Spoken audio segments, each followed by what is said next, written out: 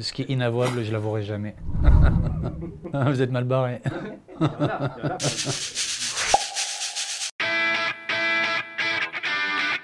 m'appelle Greg Basso, je vis à La Réunion depuis 2 ans et je suis ravi d'être là.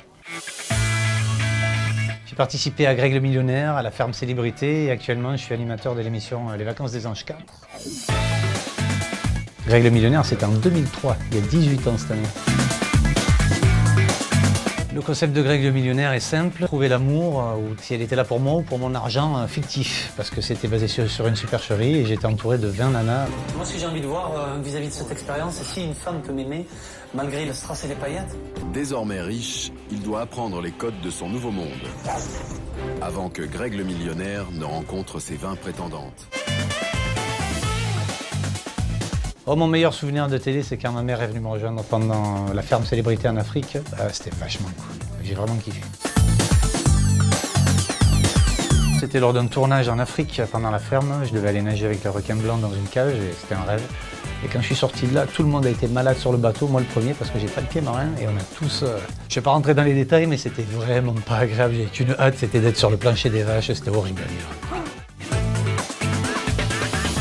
Ce qui est inavouable, je l'avouerai jamais.